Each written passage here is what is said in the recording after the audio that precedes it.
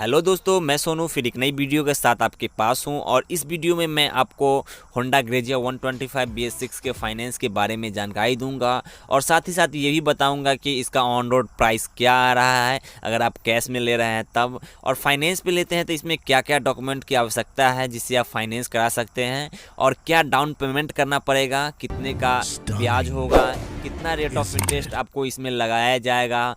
तो इन सारी चीज़ों की जानकारी आपको इस वीडियो में मिलने वाली है, तो वीडियो को थोड़ा सा भी स्किप न करें। और अगर आप हमारे चैनल पर नए आए हैं तो आप हमारे चैनल को सब्सक्राइब कर लें। अभी हमारे शहर मुजफ्फरपुर में जो ग्रेजिया 125 का एक शोरूम प्राइस है वो 74,710 रुपया है।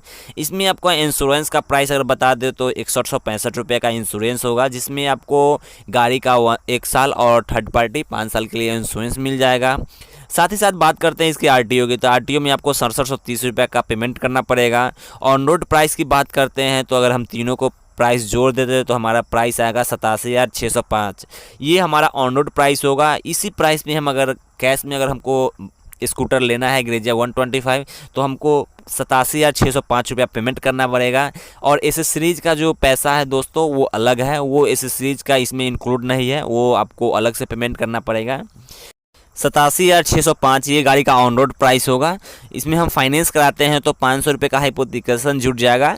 ये होता है जैसे अगर आप कैश में ले रहे हैं तो उसमें आपको न्यू लिखा रहता है स्मार्ट कार्ड पे, वही आप फाइनेंस कराते हैं तो उसमें जिस भी कंपनी से कराते हैं, वो HDFC हो, L&T, श्रीराम, इंडसइंड, ICICI, चोला, किसी भी कंपनी से कराते हैं तो उसका नाम ऐड रहता है, उसको बाद में हटाया जाता है जो कि DTO द्वारा हटाया जाता है। लेकिन उसका टर्म ये है कि उसके लिए आपको NOC चाहिए और जब तक आपको NOC नहीं मिलेगी तब तक वो आपको हटेगा नहीं, तो वो इसी का चार्ज 500 रुपया होता है।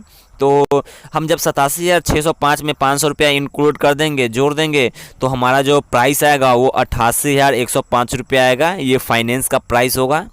इसमें बहुत सारी कंपनियों है कि आपको 80%, 70%, 90% तक लोन करती है। तो हम आपको बताएंगे कि अगर आपको 80% कोई कंपनी लोन कर रही है तो क्या डाउन पेमेंट आएगा और कितना लोन अमाउंट होगा। अगर 80% लोन करते हैं तो इसका आपको 70,000 के आसपास ये होगा आपका लोन अमाउंट। तो हम इसमें 88,105 में से 70,000 को लेस करेंगे, ये हमारा लोन अमाउंट है।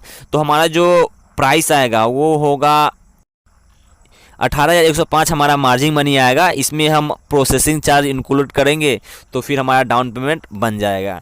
तो प्रोसेसिंग चार्ज निकालने का भी अलग अलग बैंकों का और अलग अलग फाइनेंस कंपनी का अलग अलग नियम है। ऐसे नॉर्मली 3, 3.5%, 4%, 5% के आसपास जो भी फाइनेंस कंपनी है वो प्रोसेसिंग चार्ज लेती है और स्टैम्प चार्ज का भी अलग से चार्ज करती है। तो आपको हम 70,000 का 4% के हिसाब से आपको बताएंगे जो इसमें क्या प्रोसेसिंग चार्ज लगेगा।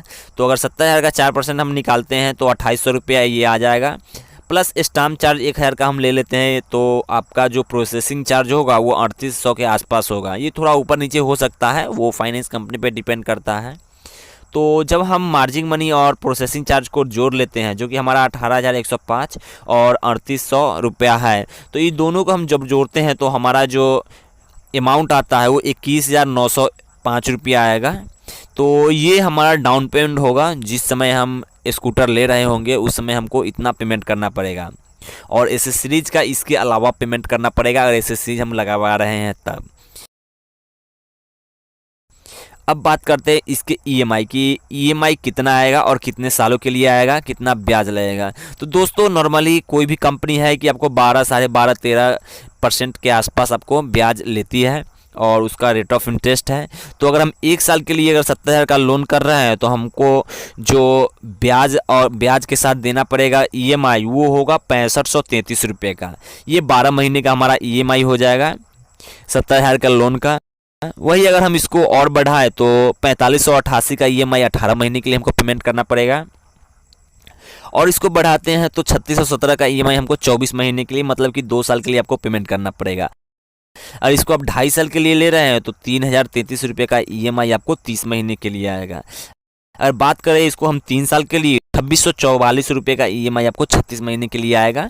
बहुत सारी कंपनियां हैं कि लास्ट 3 साल तक ही फाइनेंस करती है, कोई कंपनी है कि आपको 4 साल तक फाइनेंस करेगी, बट वो रेयर केस में है कंपनी की आपको 4 साल के लिए फाइनेंस करेंगी, क्योंकि ज़्यादा लोन अमाउंट नहीं है, प्लस टू व्हीलर में आपको ज़्यादा टेन्योर भी नहीं होता है। 4 साल में तो गाड़ी भी पुरानी हो जाती है और बेचने लायक भी हो जाती है किसी की, तो इसलिए नॉर्मली जो है आपको कोई भी करवाते हैं तो 24 महीना या फिर 30 महीना के लिए ही करवाते हैं और बेस्ट भी है। ऐसे आपकी जानकारी के लिए ये भी बता दूं दोस्तों, अगर आप 24 महीने या 30 महीने या 36 महीने के लिए फाइनेंस करवा रहे हैं और अगर आप चाह रहे हैं कि हम वन टाइम सेटलमेंट करके पेमेंट कर लें, तो इसका बेनिफिट ये भी होगा कि आप 6 महीने चलाने के बाद या 9 महीने चलाने के बाद अब जब वन टाइम सेटलमेंट करते हैं तो फिर अभी जो आपको 12% ब्याज लग रहा है उसमें आपको बहुत सारा है कि आपको 5 से 6% लगे या 4% लगे, उसमें भी आपको डिबेट मिल जाएगा। तो अगर आप सेटलमेंट के इरादे से ले रहे हैं तो इसमें भी आपको बेनिफिट आगे चल के मिल जाएगा।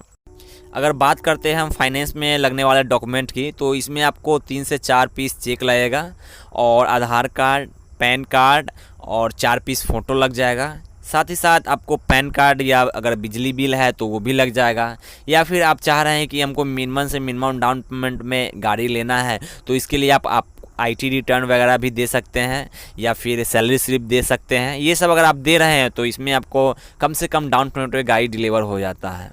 दोस्तों ये वीडियो आपको कैसा लगा आप हमें कमेंट करके बताएं, या फिर फाइनेंस संबंधी आपको कोई भी जानकारी समझने में दिक्कत हुई हो तो आप हमें कमेंट जरूर कर सकते हैं। तो फिर मिलते हैं एक नई वीडियो के साथ, जब तक के लिए जय हिंद जय भारत।